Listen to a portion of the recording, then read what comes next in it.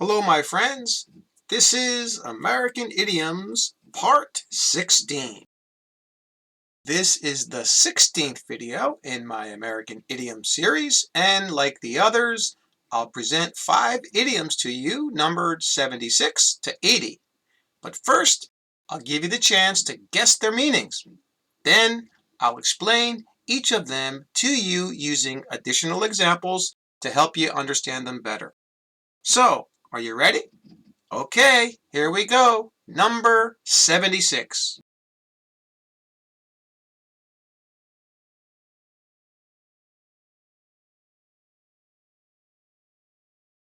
And the example is, I wanted to argue with my boss yesterday, but I was able to bite my tongue, which I think was a good move. Can you guess the meaning?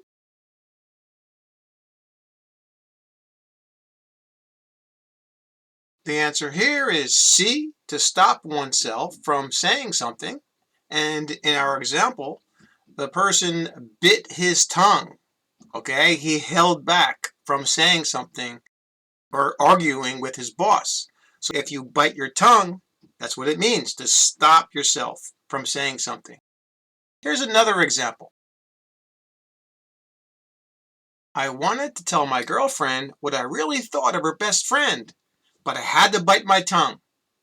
Now in this example, I guess the person's smart. He doesn't want to get into any trouble with his girlfriend by saying something about what he really felt about her best friend. So he had to hold back what he wanted to say. He had to bite his tongue. All right? That's what it means. All right, number 77.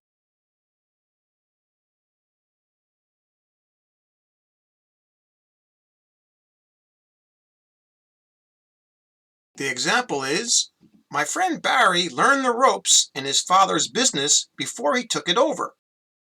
Can you guess the meaning?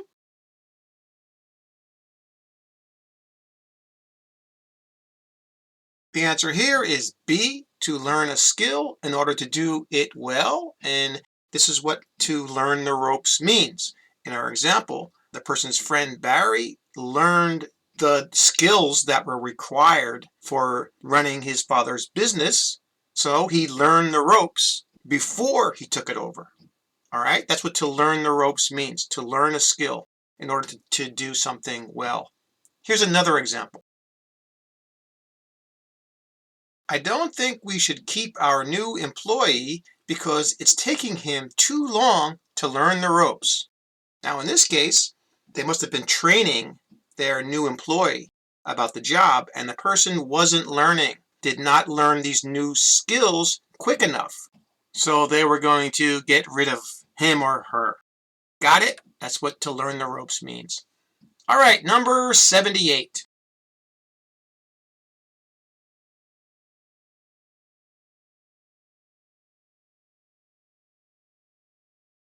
And the example is, my cousin Ginny never uses cake mix in a box when she bakes a cake.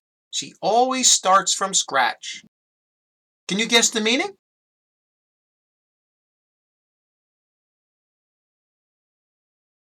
Did you guess C, to begin something from nothing? If you did, you are correct. And this is what our example is talking about.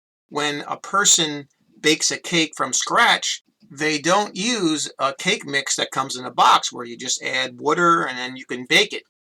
If you start from scratch, you start from the basics with just eggs, flour, all right? So you start from nothing. That's what it means. And it's used a lot with cooking. Here's another example.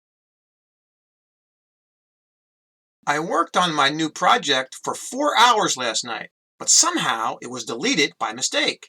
Now I have to start from scratch and write the whole thing over again. So in our example, we can see that the project that person was working on, somehow it was deleted. It's gone. So the person had to start from the beginning, all over from nothing, and do the whole thing over again. And that's what to start from scratch means. All right, number 79.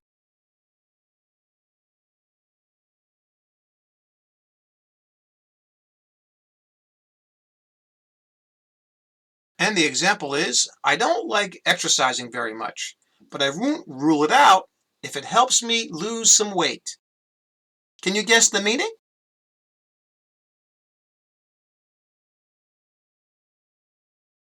The answer here is A, to eliminate or cancel something, and that's what to rule something out means, that you eliminate it, you rule it out.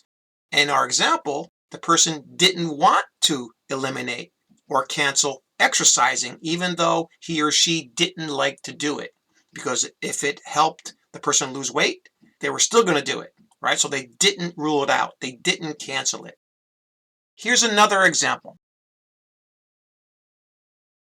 I know our baseball team has played poorly all year, but we can't rule out winning our last 3 games.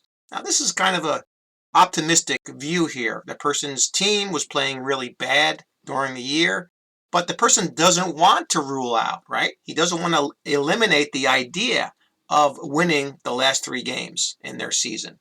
Okay, so to rule out something is to eliminate it or cancel it. And here's our final idiom, number 80.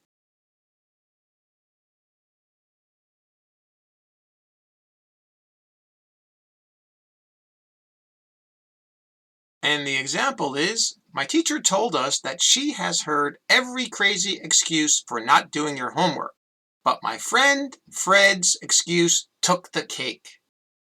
Can you guess the meaning?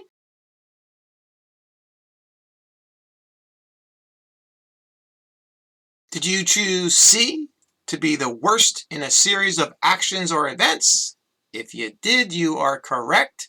And in our example, Fred's excuse was the worst excuse that the teacher had ever heard before, right? A series of events or actions, right? His excuse was the worst. Okay, worse than the dog ate his homework, something like that. All right, so that's something that takes the cake. It's the worst. It can also be the best, but most of the time it's used for the worst thing that could happen. Here's another example. I've gotten some expensive phone bills before, but my last one took the cake. All right, so the last bill that this person got was the worst that he or she ever got before. So it took the cake.